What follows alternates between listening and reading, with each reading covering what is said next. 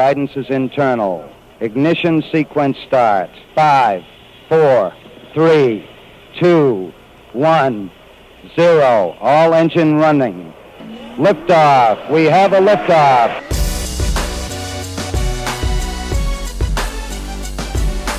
Permission to board. Permission to come aboard. Permission to board. Permission to bring me aboard. Permission to come aboard. Welcome to the Permission Granted podcast. Here's DA. Episode number 11 of the Permission Granted podcast. Permission Granted podcast. Thanks so much for being with us. This is always a lot of fun, and I'm really excited about our guest on this show, on this episode. We remind you can always subscribe to us on both YouTube and on iTunes. And so we post this all the time, all over the place. So if you're on our Twitter feed, DA on CBS, on our Facebook page, facebook.com/The DA Show, go there and like the page. You'll always get these. But so you can subscribe to them by going to either iTunes or YouTube, youtube.com/The DA Show. So we've got the College Football Playoff Selection Committee giving us our first list of the top 25 and specifically the top 4. And we've got all of this kind of scrutiny on the quarterback position. So I think it's really cool because we're talking about Johnny Manziel in the NFL. We're talking about Jameis Winston in college, about looking at the QB position. And this is the perfect guy to do so. He's the author of the new book, The QB, The Making of Modern Quarterbacks. Bruce Feldman has written a number of fantastic college football books, including Swing Your Sword with Mike Leach, which reached number 5 on the New York Times bestseller list. He's the author of Meat Market Inside the Smash Mouth World of College Football Recruiting, and also Cane Mutiny, How the Miami Hurricanes Overturned the Football Establishment. He's been cited in the Best American Sports Writing books, also nominated for 4 National Magazine Awards. You can see all the information about all of his books by going to brucefeldman.com. And Bruce has joined us before on the DA Show and joins us now again. Bruce, how are you, man? Thanks so much for joining us. I'm doing great, DA. Good to be on with you. And it is so great to be on with you as well. And, it's funny, in your book, obviously, quarterbacking has become the focal point, not only of football, but of sports in general because of where football has gone in the landscape and the consciousness. And what I thought was really interesting about the book was we think of the QBs as this glamorous position and the big man on campus, but QB mentoring has been described as sketchy over the last couple of years. Are there still parts of that are still sketchy? I have a chapter in the book called The Pageant World for Boys, and I think there's an element of it where a lot of times you'll have the Little League dad times 10 who just wants nothing more than his son to be the star that maybe he wasn't or anything like that. And sometimes you will get the parent who's pushing the kid, and especially now with quarterback coaching, some of these kids start out, they're 7, 8 years old. I mean, one of the chapters in the books, there's 8-year-olds out there doing pretty advanced drills. And, it's hard to say how much kids really are doing it to please their dads at that point, or, who knows what the motivation is. And eventually some of those kids are going to burn out from it, and some are going to take that guidance, because I do think there's a lot of good coaching out there that kids can be exposed to, especially if they have the money for it or their parents have the money for it. So on that side, yeah, I think there's a little bit of a, you could use the same term, a meat market quality to it.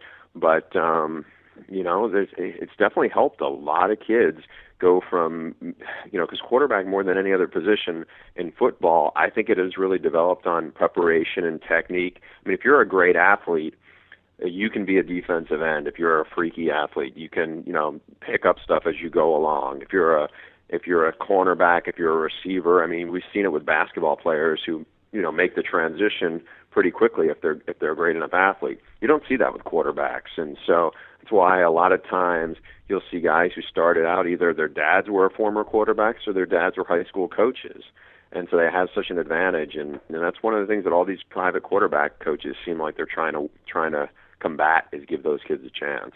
Well, I think that a lot of our listeners can totally relate to the kind of keeping up with the Joneses that happens with Little League sports and travel teams, no matter how good your kid is. Do politics get involved with getting QBs into these quarterback camps, which are quarterbacked by these quote-unquote QB gurus? Some kids think so. I know that Trent Dilfer, who's been a guy who's, obviously won a Super Bowl and very prominent at ESPN, had a long career in the NFL, has been very vocal. And Trent is a guy who is one of the main characters in the QB book. He's tried to weed the politics out of it, as from what he saw. And I think, a long time ago, what you'd have, and when I'm talking about like the 90s and maybe even the early parts of 2000, it depended on who you went to, who your private quarterback coach was, especially in Southern California, where it's kind of the birthplace of this business. And, how much of that is accurate or not, who's to say, but like anything else, it's who you know. And if there are relationships and a lot of coaches trust certain quarterback coaches to, have certain intel or certain relationships, I think there probably was quite a bit of politics to that. And so in the process of this, Dilfer has said he's trying to weed it out. Now, I'm sure critics can say, it's just a different kind of politics, but from what I saw, I definitely was really, kind of blown away by how much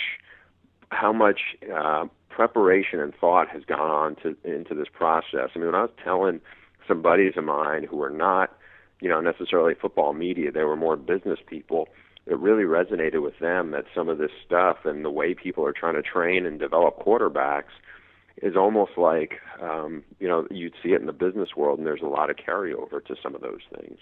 As you mentioned, Dilfer is a huge focus personality in this book, and understandably so. One thing I found slightly uncomfortable about Dilfer and how he kind of described his own camp and the process was, Dilfer said, "You're going to leave here better than you came in. We were not going to lie to you. We're going to be honest to you." And at the same time, he was really selling the program, kind of phrases he used, groundbreaking, rock star teachers, revolutionary, holistic, which sounds like a lot of terms that kind of any huckster salesman would use anyway.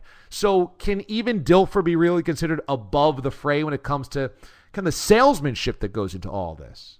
Well, I think, his method of it is, hey, I've been at the highest level, and he's done, done more research on this, I would say, probably than anybody else out there, because he, like I said, he was at the highest level.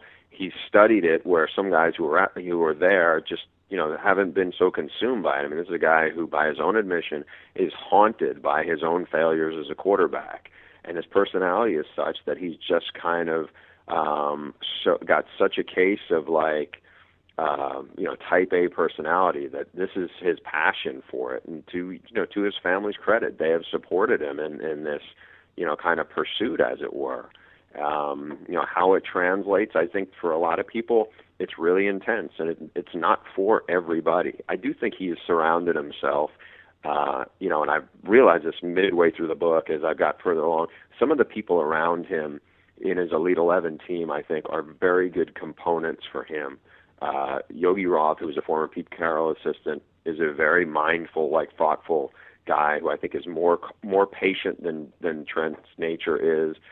Joey Roberts, who's an ESPN guy, who's a former, looks like he's 15 years old. I think, he's kind of Trent's right-hand man on a lot of this stuff, and I think he's a good sounding board for him. And then he has a bunch of former, backup NFL quarterbacks and the like, and some other guys who are former college players who have really been involved in the grassroots youth football for a while, who were already in the Elite 11 group before Dilfer took it over. And I think those guys balanced Dilfer out pretty well.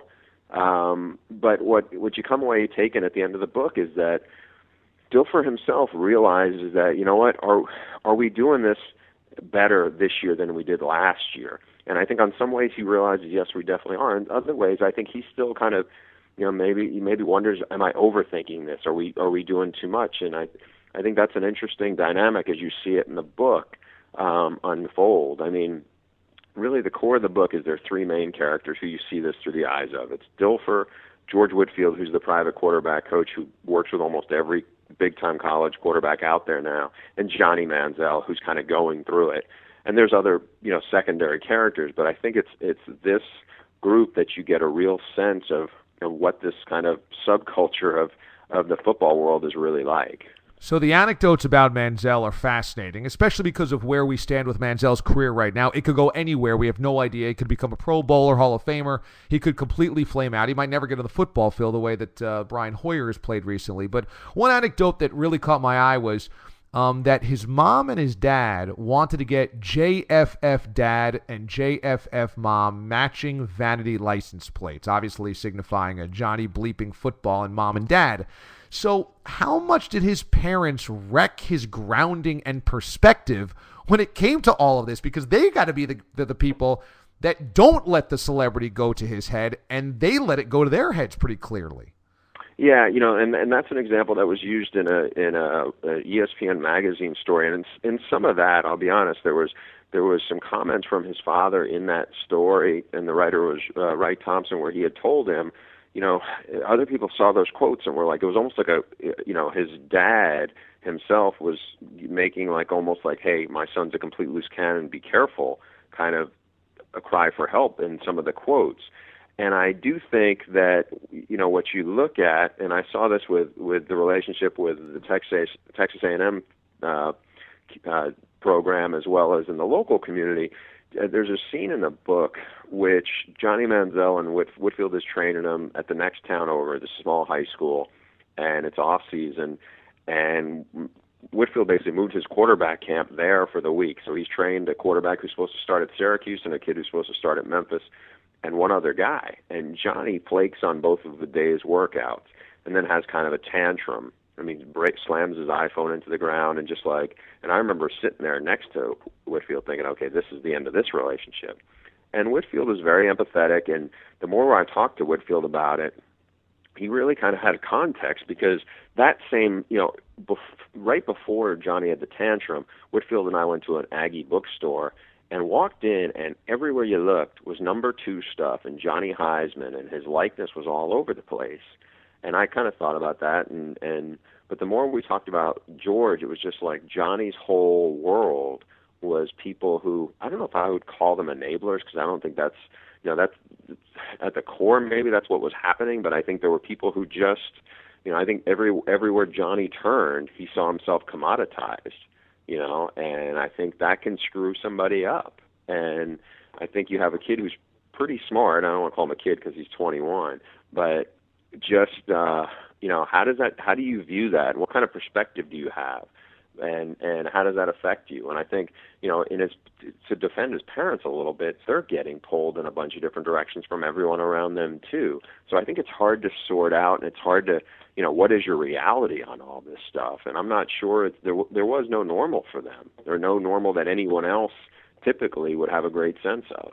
One thing you really grab from the book, and the book is titled The QB, The Making of Modern Quarterbacks, is that now it's really a science, and that young quarterbacks are being dissected at a really early age, and we're looking at mechanics and analytics and mental structure and all of these different things. And yet I wonder, are NFL teams any better, or even college football teams as well, any better at analyzing quarterback prospects than they were, say, 30 or 40 years ago, before the analytics, before the science behind it? Because we still have the Geno Smiths, the Jake Lockers, the Blaine Gabberts, the Christian Ponders, and the list goes on and on and on. And those are just kind of recent quarterback picks. Yeah, I think we're in the infancy stage of that, to be honest. I think you look at it, we have more quarterbacks playing at earlier stages of their career than ever before. And I think some of that is because of the training is so good, and they're, what they run in college is maybe a little different, and the NFL runs it. The NFL game is maybe morphed into a little bit like the college game, how it's designed. But also, when it comes to metrics, or when it comes to personality things or different things that they're looking at, I think that one thing that happened in the course of the book, as I point out, is, you had Russell Wilson win a Super Bowl. Russell Wilson's 5'10". Now he's got a really good arm. He's got a great head on his shoulders. He's got great work ethic, but he's 5'10". Pete Carroll, and I talked to him, it's in the second chapter of the book, Pete Carroll never would have recruited Russell Wilson at USC. He didn't fit the profile. He was 5'10". Johnny Manziel, the same year, becomes the first sub-6-foot quarterback to get drafted in the first round in 60 years. So I think what some of these things are happening now is some of the barriers where people would write guys off are now kind of open, and you're looking instead of certain prototype where the guy's got to look like Tom Brady, or he has to be 6'5", 230. Well, maybe he doesn't. I mean, that may be great, but maybe he doesn't. And I think that some of these kind of other guys who kind of just get it done in a different way, I think people are going to be more open to that because they've seen some success and they see some of the carryover. And I use an example of Aaron Rodgers. So Aaron Rodgers basically taught himself from studying Brett Favre a different way to play the position, and he kind of created his own mental geometry for angles and rewired himself, and he experimented, infinitely when he was on the Packer scout team against the Packer coach's wishes. And so you have guys like that who reinvent themselves, and I think all those things kind of factor into what succeeds and what doesn't. I'd like to ask you about the College Football Selection Committee, because that has had a lot of people discussing who should be on it, what's right, what's wrong. Condoleezza Rice has become quite the lightning rod here, and I wonder, are we focusing on the wrong thing when it comes to Condoleezza Rice? I mean, Tommy Bowden had his comments that, and this has been similar from other comments that you hear, that she doesn't know football, she's not part of football. I look at that selection committee now that we're finally going to hear from them, and I ask, is there just enough diversity in general? Forget just a female on there or somebody that's not involved in the day-to-day of football, but how many active athletic directors do we need on that panel? I mean, it feels like they're all one and the same, kind of older white administrators, ADs. Where are the players? Where are the coaches? And where are the outsiders? To me, it feels a little unfortunate. It kind of, once again, screams to the old boys club of college football. Do you feel that way about the selection committee? Well, I think anytime you get who is going to be on this, who is going to be able to devote the time to this, everybody who's going to have some kind of ties or perceived biases, if they had any level of experience or credibility behind them. The Condoleezza Rice thing, if you want to say that and say, well, what does she know about football? I'd rather have a coach on there. You could say the same thing about Mike Tranghese. I think he was a great conference commissioner, but what was he, a college golfer? And he was not a college football player. I mean, he'd never played at that level. I don't know, they have a former media member on there, Steve Wheatberg. I don't think he was, he certainly wasn't any NFL player or anything like that. And that's not to diminish these people's capabilities, but I think more attention's kind of on Condoleezza Rice because she comes from the political world and because she's a female. So, I don't know. My feeling on this is people are always going to be, they like to be ticked off, and with the college football set up the way it is, it fosters it more than any other sport, just because it's got this beauty pageant quality to how we decide, who's where and everything like that. And ultimately, again, I'm sure Tuesday night after this news comes out, there are going to be a lot of ticked off people, and they'll have issues with the system. But I don't know. You can't have coaches on it because the coaches poll seems to be more flawed than anything else we have. No question about it. It is the most flawed. I mean, you look at it, you go, what are these people thinking? And why would they think about much more than their own active football team? That's the big point. Yeah, they're busy on their own stuff. Yeah, exactly. Before I let you go, this has been such an interesting college football season, and I would have to imagine, primarily because we have the umbrella of the first ever playoff, why does this season, 2014, feel different in your mind, mostly? Because the playoff is out there, it's kind of looming over it at this point. I think there's a lot to that, and we don't know what direction it's going to go in. I mean, it's a kind of uncharted waters here. It's not a huge playoff, it's not the NCAA basketball playoff, but it is something different. And I think because of that, that's what's starting it. And we want to see, okay, college football under the BCS became more of a national game because it was connected by regions, and you care about what happened at Boise State if you're an Alabama or Auburn fan. Or you care about if you're an Oregon or USC fan all over the place. You had to, kind of see how the puzzle fit together. And I think even more so now with the college football playoff in 4 slots as opposed to 2. Bruce Feldman. Follow him on Twitter at Bruce Feldman CFB. You can get all the information you need about the book that's currently out now, The QB, The Making of Modern Quarterbacks, and all of Bruce's other books as well by going to brucefeldman.com. He co-wrote Swing Your Sword with Mike Leach. It reached number 5 of the New York Times bestseller list. Meat Market as well as about the Miami Hurricanes, Kane Mutiny. And so he's all over it, and we love reading his stuff for Fox Sports as well, seeing him on FS1. all over the college football landscape. Bruce, it is always a pleasure to pick your brain and to catch up. The book is fascinating. It's a really good read, so congratulations on that. And thanks so much for carving out time. I'm sure we'll have to catch up again. Yeah, that'd be great. I appreciate you taking the time. It was always good talking to you. All right, welcome inside the post-interview portion of the Permission Granted podcast. There's always so many different portions of this that it's always tough to specify each by each. But thanks to Bruce Feldman, college football insider and author, for joining us here on the podcast. And you can subscribe by going to iTunes and YouTube, youtube.com/The DA Show. We bring in Mr. Mraz. Now, I should never call you Mr. You don't deserve that formality at this point. No, kind of like when Shep calls Pharrell Mr. Pharrell on the show.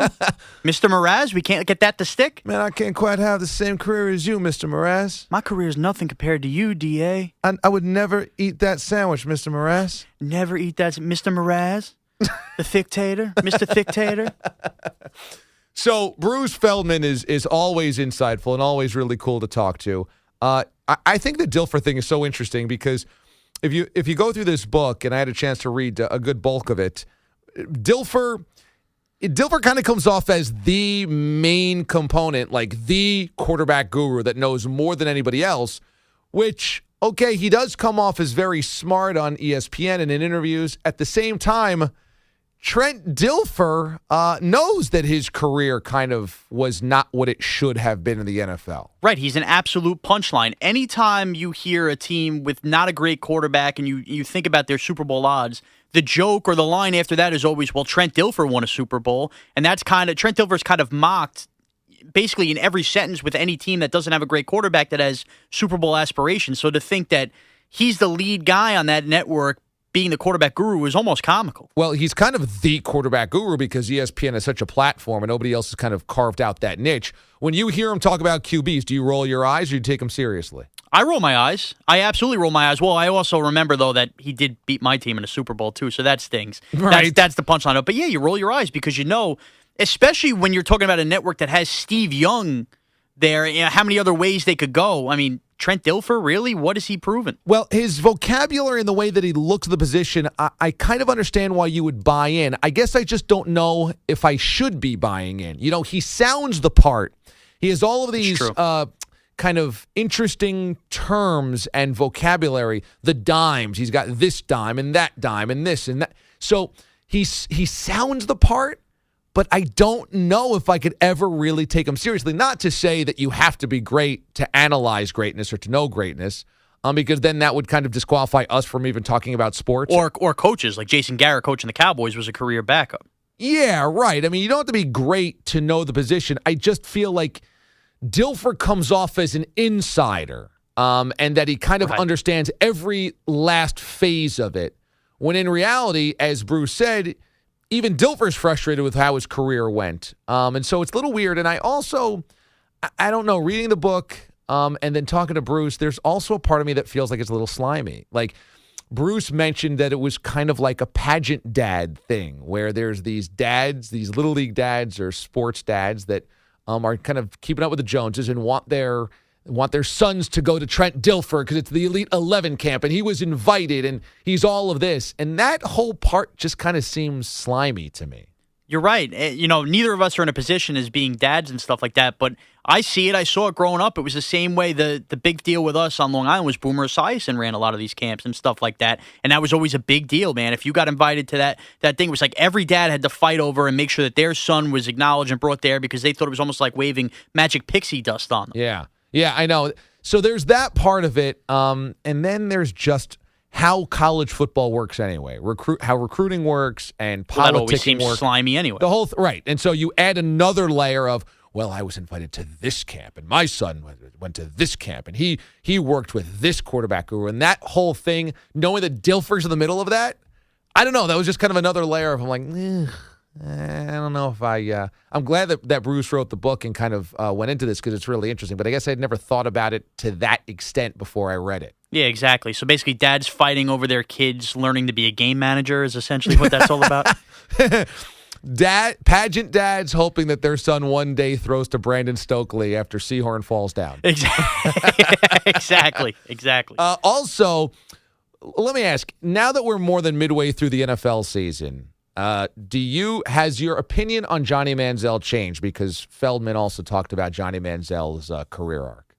I'll tell you what my opinion changed from this standpoint. I thought he'd be playing by now, and he isn't. However, he has not been a distraction at all, which I think actually speaks to Manziel maybe being a little more mature. It's not like we're getting a lot of photos every week of him partying in Cleveland all week and stuff like that, where I think, you know what, he's kind of taken this backup role in stride, and he hasn't said a peep. He hasn't derailed any of the Browns stuff with any distractions. I think he's been more mature than anything than maybe we would have expected. That's a fair point. I hadn't thought about that because you're right. We don't hear anything about him. I thought, well, I don't know if my opinion has changed on Manziel. I do feel like he's been so underwhelming to Browns coaches that there's almost never a debate whether he should get in. And I guess I would have thought there would be a debate to this point, although I don't know if that's more about the Browns are actually a decent football team and Hoyer's okay. Probably. Rather than whether Manziel is just not that good or whatever.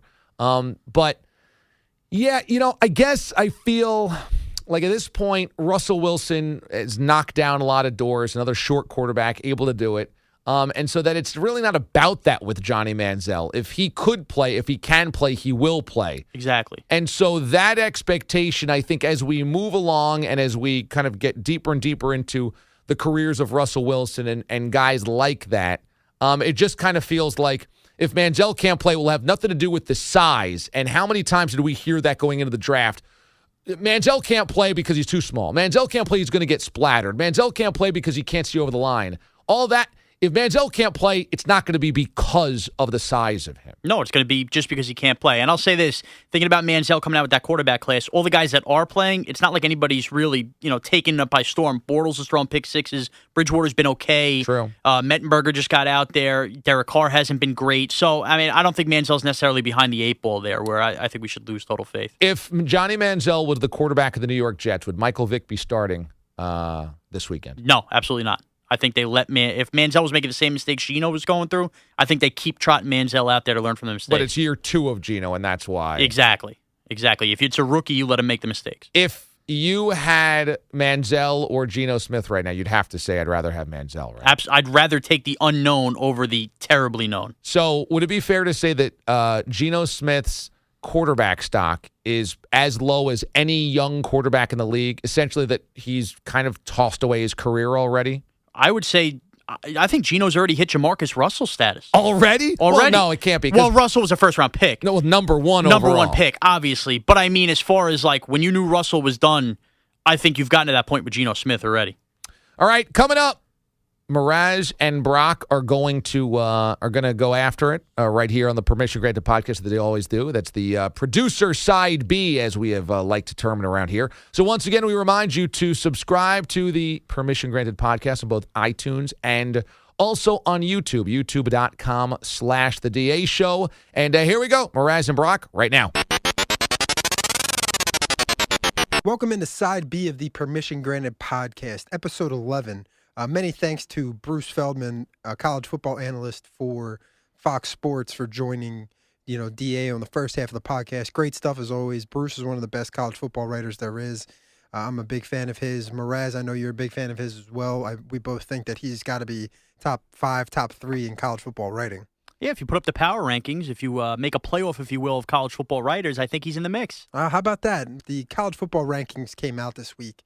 And I have a lot of problems with how the committee was going about it and where they have certain teams ranked and what they're evaluating. And, but I tell you what, that's a made-for-TV event. Mraz, did you happen to watch it live as it unfolded? I got to be honest. No, I did not. I had the World Series cooking and all the pregame with that. Right. Yeah, there was a lot going on when, the night that the first top 25 rankings were released. I was, the night that it came down, I was making dinner and I had a DVR'd.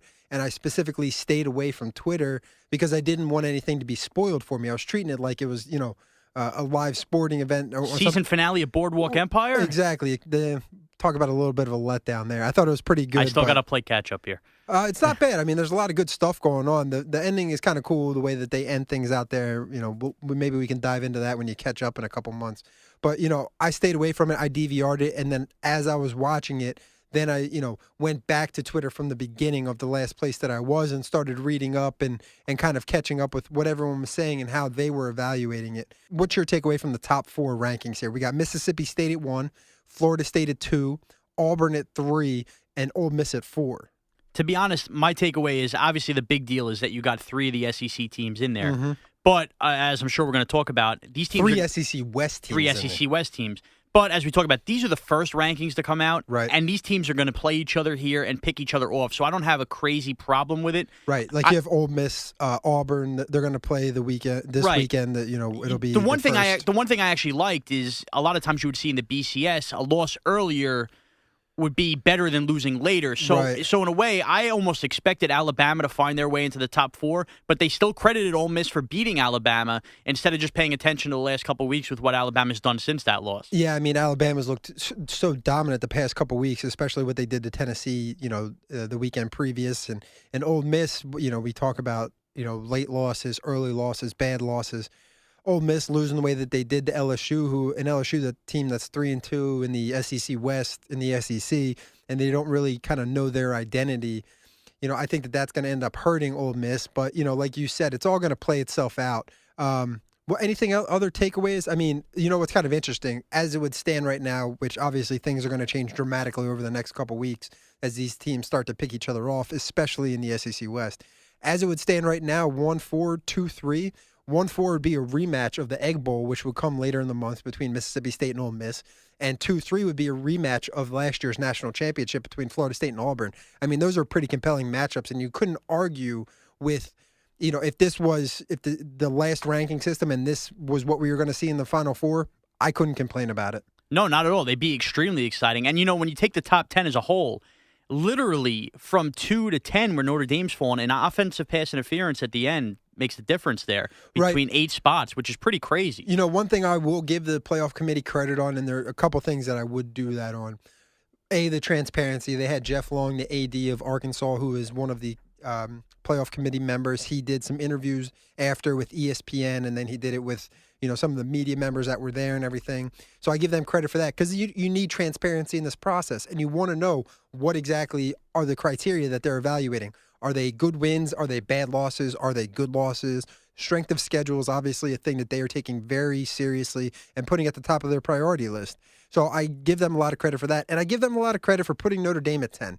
Notre Dame has not really beaten anybody, and Notre Dame, their best win is a loss that they had to Florida State a couple weeks ago. I mean, if you go through their schedule, it's not murderer's row. They beat Stanford 17-14. I mean, Stanford's not the Stanford of the past couple years. And 3 teams that they have left on their schedule that they need to continue to win: Arizona State, Louisville, USC. Even if Notre Dame wins out, I still don't think that I would put them in over, a 1 or even a 2-loss team out of the SEC West, just because of the strength of schedule. And that, that can be said for a lot of teams, whether you're talking about the Big Ten, who has only 1 team in the top 10 with Michigan State at number 8, or the 2 teams out of the Big 12, TCU at 7, Kansas State at 9. Or even Georgia at 11, man. If they get Gurley back and get hot here down the stretch. Yeah, I mean, there's a lot of things that are going to shake out over the next couple weeks. But you know what? It's cool that we are talking about this because, if you told us 10 years ago that, we would have never believed you that we, in our lifetime, at least in the early part of our lifetime, would see a college football playoff. But this is exactly what we want it to be. Everything matters. People are like, one of the conversations leading in was to the season with, now the regular season's going to be watered down. No, if anything, this is just more reason for the playoff to expand to 8 teams because of the craziness that has happened. I mean, as you can see, a lot of these teams in the top 10 and the top 15, top 20 already have at least 1 loss, maybe 2, and some of those teams are still going to be vying for a playoff spot at the end of the year. Mraz, as we look through the top 10 here, who would you pick as a dark horse team that maybe, or let's expand it to the top 15. Who would you pick as a dark horse team to maybe sneak into the college football playoff that isn't getting a lot of run right now nationally? I think I just mentioned Georgia. Yeah. I think that's a great. I really do think so. Yeah. I think, with the possibility of Gurley coming back and their schedule is not really the murderer's row coming out of the SEC East, they would obviously have to, win out. They have Florida left, Kentucky. Then they got Auburn, and then it's a couple of layups with Charleston Southern and Georgia Tech. So, I mean, there's one loss possibly still out there, and even that will still get them into the SEC championship game where anything can happen, and they're going to take a conference champion. I mean, there's no way you leave Georgia out and then instead take two teams from the SEC West. Exactly. Not playing in the SEC West helps Georgia in this spot. They're on the outside looking in of the top 10, but they could definitely make a climb into that spot.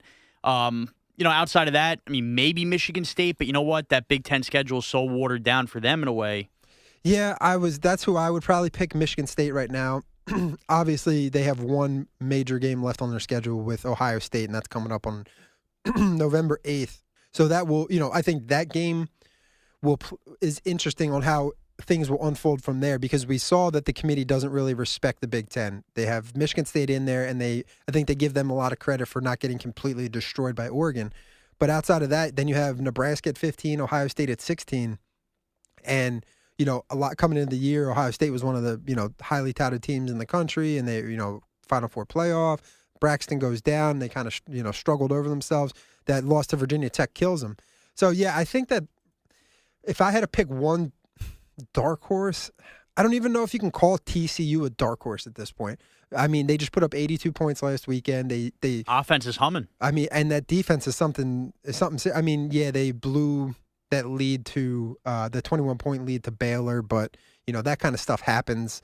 I think the TCU is probably a team, and I'm with you. I think Georgia is the team with the outside team looking in right now that has the best chance of the not top 5, top 7 teams right now to sneak in and make that Final Four playoff. I'll say this. What's really cool about what's going to happen here with this first ever college football playoff, kind of like you're going to have in the NFL. In the NFL, any team gets hot at the end, they can win it. Right. I think any one of the 4 teams that will ultimately get in will have a chance to win it. I don't think you'll have a team that gets in that'll be like, you know what, maybe they can win the one game and get to the champion. I think any of the 4 teams that get in, I think any of the 4 teams as it stands right now, and even if you added in Alabama, if you added in Georgia, down the stretch, I think any one of them could win the national championship this year, which is pretty cool. Well, speaking of really cool, let's go to the opposite, not cool. Halloween coming up on the 31st, obviously. Everyone's going to go out and celebrate. I don't put much credence and stock into Halloween. We're 27 years old. We're not going trick-or-treating. We're at a weird Halloween age, I'd say. When you're a little kid, you love it. Right. When you get to be, 21, it's really cool to go to the costume parties. Right, you're getting loaded, and exactly. the chicks are, basically scantily clad. And then you'll hit a second wind of Halloween when you're old enough to have kids and you go trick-or-treat with the kids and stuff like that. I think we're at that tweener Halloween age right now. Absolutely. So I've been pondering, obviously the girlfriend wants to go out. She wants to do something. She wants to do a couple's costume. They always do with that. Enough with the couple's costumes. Is there anything worse for a man out there than being dragged to Party City or wherever? Right. Oh, why don't we be a salt and pepper shaker? Right. I mean, get lost. If you got something really creative to bring to the table, okay, I can maybe jive with that. But outside of that, these the salt and peppers or whatever. Danielle duped me, by the way. What happened? Duped me. What do you got? Asked me if I wanted to go for frozen yogurt, and of course I'm not going to say no to that. Obviously. Right next to the frozen yogurt shop is a Party City. She's wise. We park in the lot, and there's, can we take one last look at costumes in there? I mean, I'm in my sweatpants. I want no part. I'm looking to basically get cannoli crumbles on a vanilla bean there, and I'm getting dragged around looking at big afro heads. And what did you guys decide on anything? Absolutely not. No, we walked out of there, and it was just a waste of 45 minutes. Well, are you planning on being anything, coming up for the holiday? Yeah, I'll think of something. I mean, You don't have anything in the hopper right now? I might just go with the old reliable, the hot dog from the hot dog eating costume. Can we put that to bed already? I mean, why not? Because you wear that Who thing doesn't love on a like good wiener on Halloween? I have a very funny wiener-related Halloween costume, but talk about a tease. Well, it's an adult version, so I think I can kind of give the broad strokes of it here. I was told by a family friend one time they were at an adult Halloween costume party, and this guy rolls in just a trench coat and whatever. He unveils his costume. He took a potato and he strung it up with some string. Sounds like a waste of a starch. No, you can still eat it later. Well, not this one. So tied it around his waist, had it hanging over his jewels, and had nothing else on. You want to guess what he called that? Meat and potatoes. Dictator. Oh, like a thick-tater. How about that? Is that right? That's pretty creative. So maybe that's something that you could think of. You're a thick-tater. Maybe you're a dictator. It might be a chilly weekend. I don't know if that's going to work out. So you got nothing on the on the horizon right no, now? I'll come up with something. Yeah, I'll come up with something. Like one year I did the old. I wrote the letter P on a T-shirt. I didn't really need anymore, and I put eye blacker on my eye, and I called myself a black-eyed P. That's dumb. Well, sometimes you get creative. Is that your dumbest Halloween costume? What's the dumbest Halloween costume that you've ever worn? I'll tell you, when I was younger and I had no control over this and no money because I was a kid. Right. My parents. Maybe it's sometimes, there were years, maybe they struggle a little more with money than I realized. Right. And that's funny. One thing that you never think of as a kid. No, because I know they're doing fine now. Right. But, you look back to these times. I remember being excited. One of my Christmas presents was a package of construction paper, basically for arts and crafts. And I look back, I'm smiling, ear to ear in this picture. And I'm like, man, what a crappy, Christmas present. But yeah, one Halloween. Well, yeah, back at simpler times. It's crappy in hindsight. But at the time, it's, this is exactly what I need. And like we were talking about, so basically you go to Party City or wherever you go. I'm giving Party City a lot of love here. But whatever They are Halloween. not a sponsor of this podcast. No, of course. Whatever Halloween costume store you go to. We would have to pay a sponsor for this podcast. Very funny. So that happened. Whatever. We go to this store, as a kid, and they have all the costumes. The costumes go for like $40 or whatever they are. Right. They had a. By the way, it's a couple pieces of cotton and you're thread. going to wear it once. Enough. I know. Well, except if it's a hot dog costume, which you've gotten plenty of wear out of. A lot of run on it. So anyway, they had a Tin Man hat. Okay, or a mask, I'm sorry. They had the full Tin Man costume, which would have been, really nice, all, the rubber lay down, would have been like $40. They had the Tin Man would have been rubber? Well, whatever. Not actual tin. It's a costume. It's that look. Right. All right, so they had the mask, which was only like $10, $15. So my parents decided, okay, we're going to make you the rest of the costume, but we'll buy you the mask. Right. So I get the mask, and I'm all excited. My parents are going to go to work, make me a costume. These fools, my parents, took 2 pieces of oak tag, wrapped aluminum foil on them, put a string on each side, so the string hung over my shoulders. So I just had this big square oak tag on my front, covering the stomach, a big square piece of oak tag on my back, just hanging on me, while I wore the Tin Man mask wrapped in tin foil, and I went as the Tin Man. Do you That's know how not bad. That's embarrassing. How old were you? I was probably like 11. That's not bad. That's a brutal job. I've heard of worse That's costumes. embarrassing. I got to walk into the Halloween party. Everybody's got their nice, done-up costumes. I'm sitting there looking, for, Danny Posamato's mom to make the cupcakes, and I'm walking in with that Tin Man costume. Nah, sometimes Halloween costumes are like good food. Sometimes you keep it simple, and that's the best it's going to be. For me personally, to be honest, I took a hiatus of probably a decade where I didn't dress up. You strike me as the one that was too cool by the time they were 10 and had like the flower socks going around beating the crap out of all the other kids for their candy. Absolutely not. Never did that. One time when I was a kid, I was a clown, and actually it was a pretty good clown costume. Probably the lamest costume I ever had was in college. My buddy's frat was having a party, and it came the day of, and I was like, oh, snap, I need to get something. So I went to the local Salvation Army, picked up some clothes, went as a bum, and I got absolutely blasted on Jaeger all night. Not Brandon Whedon, an actual bum. No, literally. a bum on the street like we see in New York City who are always begging me for change. Hey, pal, I should start begging you for change at this point. But yeah, no, so I went there. Interesting. I had, I hadn't shaved for a couple days at that point, so I just wore like a scraggly flannel shirt. Did you have the long hair? No, I didn't have the long hair at this point. It was, Because you look like a bum now on your own. Thank you. I just shaved tonight. Can I get a little credit here? I had like a 3-week growth coming in. I had the Andrew Luck neck beard at that point. That's what I hate about that. But that was probably my lamest costume. This year's probably going to be pretty lame. I'm thinking about maybe going as George Young, who I found out don't even know who George Young is. Former general manager of the Giants. No. George Young, former biggest cocaine dealer in the United States. The movie Blow is based on with Johnny Depp, one of the best movies out there. I love that movie. Listen, how am I supposed to know anything about that kind of stuff? The only thing I was interested in close related to that growing up was Pixie Sticks. Who doesn't love a little sugar rush? Right. It's the same kind of concept, except I just know because of the movie. I wouldn't know who George Young is if you walked down the street if I hadn't seen the movie. But at any rate, speaking of walking down the street and hearing things that you're probably not supposed to hear, Mraz, you were at the Rangers game on earlier in the week where they played the Minnesota Wild. You have a history of eavesdropping on people. You like to kind of, for a big man, you're kind of quiet and you kind of just, blend in somehow when you're 9 times out of 10 bigger than everyone else in the room. It's a very odd thing I have going on there. It really is. And you always wear like the stripes and the bright colors. And I don't know how you aren't always the first person spotted. A lot of times I go with the dark navy blue or the black. I'm very dull. So a couple years ago, when you were an intern at FAN, you were going down the elevator with, who was it, Dave Deal? I don't reveal my sources. Okay. I mean, at this point, we can let the cat out of the bag. Whatever. He was going down in the elevator with a former Giants player, and there was he's got a text about somebody getting cut.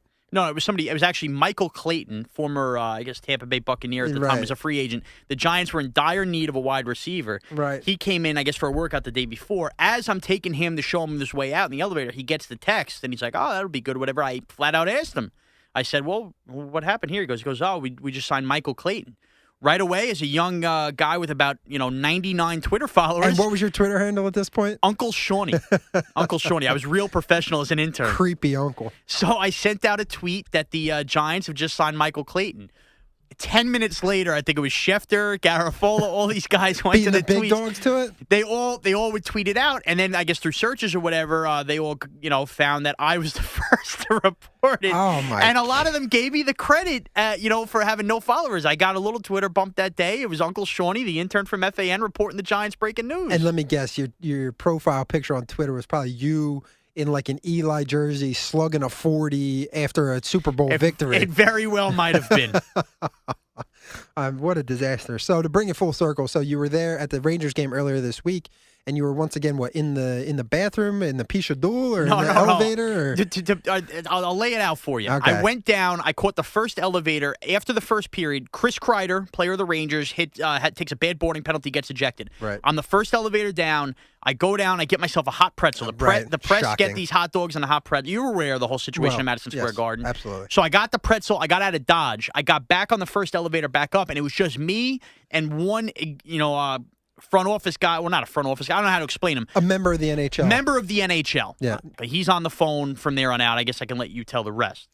Well, I checked Twitter, and I see something about NHL is not happy with Kreider, looking for a big suspension here. I think the word was, if he's not suspended, I will be shocked. Right. So, I mean, once again, you just being, a fish out of water in situations, just hearing things that you're not supposed to be privy to. Good reporting. No, that's not good reporting. That's you going up and above your pay grade there. Like, that guy, if he knew that you tweeted that out, probably would have smacked you if he would have saw you. Listen, don't be having public conversations if they're meant for private. That's fair. But he probably thinks, media member.